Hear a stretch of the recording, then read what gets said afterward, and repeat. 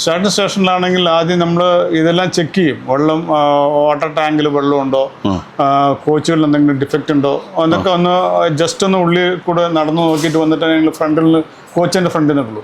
പിന്നെയാണ് പാസഞ്ചേഴ്സ് വരുന്ന സമയത്ത് നിങ്ങൾ ചാർട്ട് നോക്കിയിട്ട് അവരുടെ പൊസിഷൻ പറഞ്ഞാൽ ബർത്ത് വെക്കാനും ചിലപ്പോൾ വെയിറ്റിംഗ് ലിസ്റ്റ് ആയിരിക്കും പാസഞ്ചേഴ്സ്. ആ വെയിറ്റ് ലിസ്റ്റ് ഏത് കോച്ചിലാണ് അലോട്ട് ചെയ്തതെന്നുള്ളതെല്ലാം നമ്മൾ പറഞ്ഞു കൊടുക്കുന്നത് ഫ്രണ്ടിൽ കോച്ചിൻ്റെ ഓരോരുത്തർക്കും നോമിനേറ്റ് ചെയ്തിട്ടുണ്ടാവും കോച്ചസ്. 460 ഞങ്ങളുടെ ടിക്കറ്റ് ചെക്കിംഗ് സ്റ്റാഫ് വേണ്ടത്.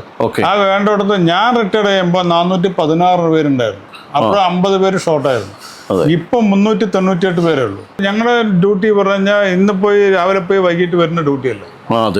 അപ്പോൾ ഇന്ന് ഇവിടുന്ന് ഇപ്പോൾ ഈ കേരള എക്സ്പ്രസ് ഒക്കെ പാലക്കാട് നിന്ന് കയറി കഴിഞ്ഞാൽ റെണിഗുണ്ട വരെ വർക്ക് ചെയ്യണം. സേഫ് ഗാർഡ് എൻ്റർടൈൻമെൻറ്റ്സ് പാലക്കാടാണ്. ട്രെയിൻ യാത്രയിൽ ഏതൊരു യാത്രക്കാരനും നേരിട്ടിടപെടുന്ന പ്രധാനപ്പെട്ട ഉദ്യോഗസ്ഥൻ എന്നല്ല, ഒരുപക്ഷെ ഒരേ ഒരു ഉദ്യോഗസ്ഥൻ അത് TTE ആണ്. 40 വർഷത്തിലധികം സുദീർഘമായ ജോലിയിലൂടെ വിരമിച്ച ജയശങ്കർ സാറാണ് നമ്മളോടൊപ്പം. നമുക്ക് ആരംഭിക്കാം. നമസ്കാരം സാർ. നമസ്കാരം. റെയിൽവേയിൽ ഈ നിരവധി നമ്മൾ എംപ്ലോയീസിനെ കണ്ടെങ്കിലും ഈ യാത്രക്കാരുമായി നേരിട്ടിടപഴകുന്ന, യാത്രയുടെ ഉടനീളം ഒരുപക്ഷെ നേരിട്ട് കാണാവുന്ന ഒരു ഉദ്യോഗസ്ഥനാണ് TTE. ഈ TTRൻ്റെ ജോലികൾ സാധാരണക്കാരൻ്റെ ഒറ്റ അറിവിൽ ടിക്കറ്റ് കളക്ട് ചെയ്യുക, അല്ലെങ്കിൽ ടിക്കറ്റ് പരിശോധിക്കുക എന്നുള്ളതാണ്. അത് മാത്രമാണോ? അല്ലല്ല, ഞങ്ങൾ ഫ്രണ്ട് ലൈൻ സ്റ്റാഫ് എന്ന് അറിയപ്പെടുന്ന ഒരു കാറ്റഗറിയാണ് ഞങ്ങളുടെ. ഫ്രണ്ട് ലൈൻ സ്റ്റാഫ് എന്ന് പറഞ്ഞാൽ ഡയറക്റ്റ് പാസഞ്ചറായിട്ട് മിങ്കിൾ ചെയ്യുന്ന ഒരു കാറ്റഗറിയാണ് ടിക്കറ്റ് ചെക്കിംഗ് ഉണ്ട്. ഞങ്ങളുടെ പറഞ്ഞാൽ അമ്യൂണിറ്റീസ്, ടിക്കറ്റ് ചെക്കിംഗ് മാത്രമല്ല, അമ്യൂണിറ്റീസ്, പാസഞ്ചേഴ്സ് അമ്യൂണിറ്റീസും കൂടി നോക്കേണ്ട കടമ ഈ ടിക്കറ്റ് ചെക്കിങ്ങിൻ്റെയാണ്. ഒരു വണ്ടിയിൽ യാത്ര ചെയ്യുമ്പോൾ ആ സ്ലീപ്പർ കോച്ച് മാൻ ചെയ്യുന്ന TTE ആണ്.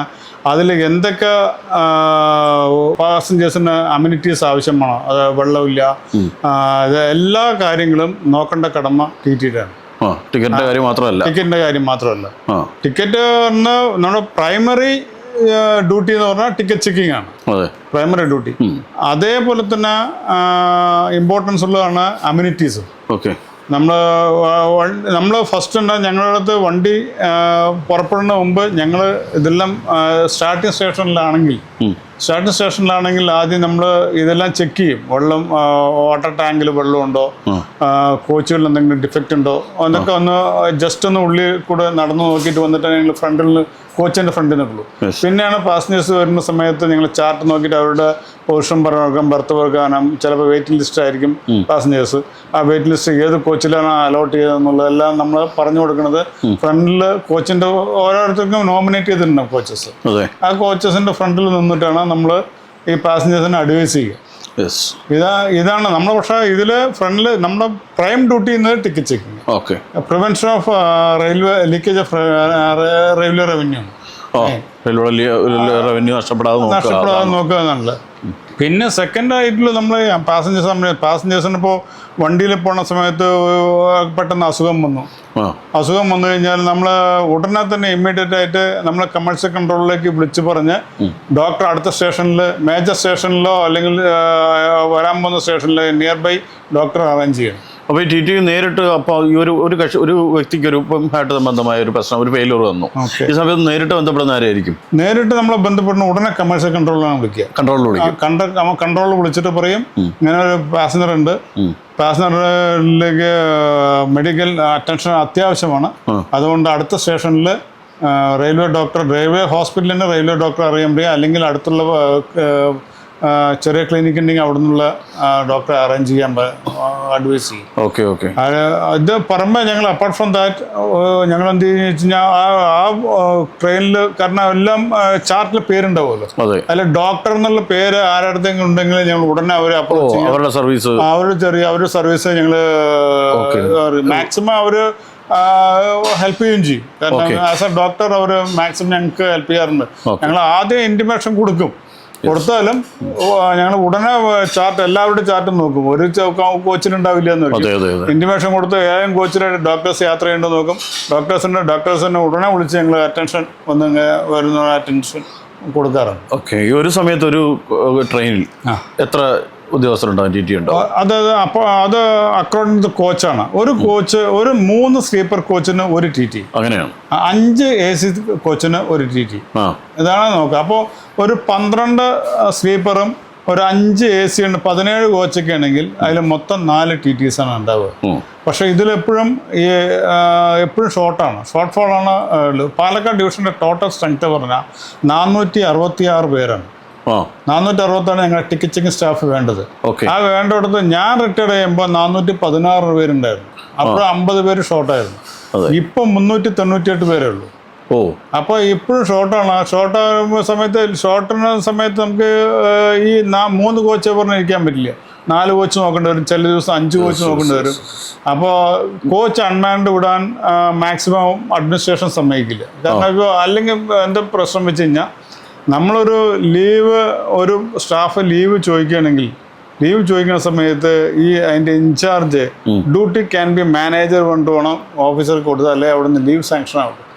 അപ്പോൾ ഡ്യൂട്ടി ക്യാൻ ബി മാനേജർ എന്ന് കൊടുക്കണമെങ്കിൽ അവർ ബാച്ചിൽ 5 പേരുണ്ടെങ്കിൽ അവരുടെ അടുത്ത് പറയും ആ കോച്ചിങ്ങിൽ ലെഫ്റ്റ് അൺമാൻഡ് വിടാണ്ടിരുന്നാൽ മാത്രമേ ഞാൻ കൊടുക്കുള്ളൂ.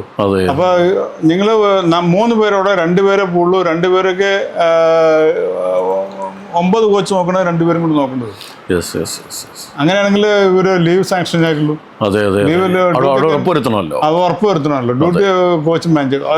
ഈ സ്പെഷ്യൽ ട്രെയിൻസിൽ സമ്മർ സ്പെഷ്യൽ, ശബരിമല സ്പെഷ്യലൊക്കെ നമുക്ക് അക്കോമഡേറ്റ് ചെയ്യാൻ പറ്റില്ല TTSന്റെ. കാരണം ഒരു വണ്ടിക്ക് 16 കോച്ചുകൾക്ക് ഉണ്ടാവും.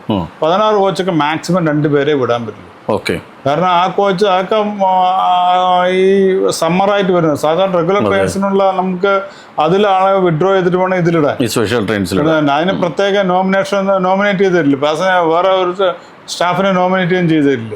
ഒരു ഡിപ്പോ വൈസിൽ ഇപ്പോൾ പാലക്കാട് ഡിവിഷനിൽ 5 സ്ലീപ്പർ ഡിപ്പോവും 5 സ്ക്വാഡ് യൂണിറ്റും ഉണ്ട് പാലക്കാട് ഡിവിഷനിൽ. ഈ 5 സ്ലീപ്പർ ഡിപ്പോ പറഞ്ഞു കഴിഞ്ഞാൽ പാലക്കാട് 2 ഉണ്ട്, ഷൊർണൂർ, കണ്ണൂർ ആൻഡ് മാംഗ്ലൂർ.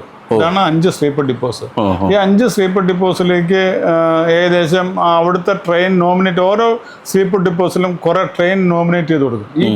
ഈ വണ്ടി നിങ്ങൾ മാനേജ് ചെയ്യണം ഉണ്ട്. അതിലൊരു CTI ഉണ്ടാവും, CTI ചീഫ് ടിക്കറ്റ് ഇൻസ്പെക്ടർ. അയാളാണ് ഈ 60 പേര് അല്ലെങ്കിൽ 65 പേര് ഓരോ ഡ്യൂട്ടി അസൈൻ ചെയ്ത് കൊടുക്കുക, കോച്ച് നോമിനേറ്റ് ചെയ്ത് കൊടുക്കുക. ഇതെല്ലാം ഈ ചീഫ് ടിക്കറ്റ് ഇൻസ്പെക്ടറുടെ. അതില് ഈ പോകുന്നതിൽ ബാച്ച് ഇൻചാർജ് കൊണ്ടുവരിക ഉണ്ടാവും. അപ്പോൾ 5 പേരുണ്ടെങ്കിൽ അതിൽ senior most acted as batch in charge. ഇവര് ഞങ്ങളുടെ ഡ്യൂട്ടി പറഞ്ഞാൽ രാവിലെ പോയി വൈകിട്ട് വരുന്ന ഡ്യൂട്ടിയല്ല. അപ്പോൾ ഇവിടുന്ന് ഇപ്പോൾ ഈ കേരള എക്സ്പ്രസ് ഒക്കെ പാലക്കാട് നിന്ന് കയറി കഴിഞ്ഞാൽ റെണിഗുണ്ട വരെ വർക്ക് ചെയ്യണം. റെണിഗുണ്ട നിന്ന് വർക്ക് ചെയ്ത് വന്നിട്ട് ഇന്ന് പോയാൽ നാളെ രാവിലെ അവിടെ എത്തുള്ളൂ. നാളെ രാത്രി കയറി കഴിഞ്ഞാൽ മറ്റന്നാൾ രാവിലെ ഇവിടെ എത്തുള്ളൂ. അവിടുന്ന് വേറെ വണ്ടി ഡ്യൂട്ടി ആയിട്ട് കേരള എന്നെ തിരിച്ചു വരുന്ന കേരളയുണ്ട്. ആ കേരളയിലേക്ക് കയറി വരുള്ളൂ. കാരണം ഇന്ന് പോയി അവിടെ എത്തിക്കഴിഞ്ഞാൽ രാവിലെ 4 മണിക്ക് എത്തി, പിറ്റേ ദിവസം രാവിലെ 4 മണിക്കാണ് കേരള അവിടെ നിന്ന് വരിക. ആ 4 മണിക്കുള്ള ട്രെയിനിൽ കയറി പാലക്കാട് ഒരു വർക്കിംഗ് ആണ്. അപ്പൊ 3 ദിവസം ഈ 3 ദിവസം എന്തെങ്കിലും പ്രശ്നങ്ങളോ അല്ലെങ്കിൽ എന്തെങ്കിലും ഉണ്ടെങ്കിൽ ഈ ബാച്ച് ഇൻചാർജാണ് റെസ്പോൺസിബിൾ. ഒരു സീനിയർ സൂപ്പർവൈസറെ പോലെ ഒരാളുണ്ടാവും. അല്ലെ പണ്ട് ക്യാപ്റ്റൻ എന്നൊക്കെ പറഞ്ഞിട്ടായിരുന്നു. ഇപ്പൊ ക്യാപ്റ്റൻ ഒന്നുമില്ല, ബാച്ച് ഇൻചാർജ് ഉണ്ട്, BIC ഉണ്ട്, കൊടുക്കാറുണ്ട്. അവരാണ് അതിന്റെ ഫുൾ ഇൻചാർജ്. അപ്പോൾ ഇതാണ് വർക്കിംഗ് സിസ്റ്റം.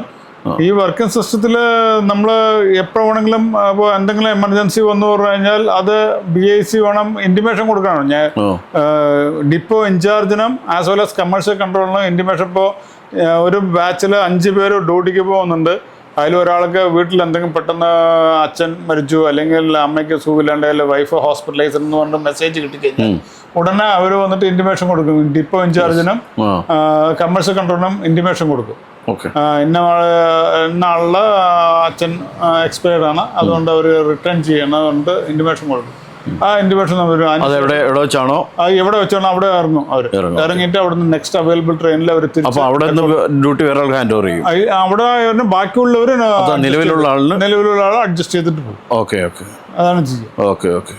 ഒരു ട്രെയിൻ കമ്പാർട്ട്മെന്റിൽ എന്ന പോലെ TTയോടൊപ്പം നമ്മളും യാത്ര തുടരുകയാണ്. വീണ്ടും കാണാം.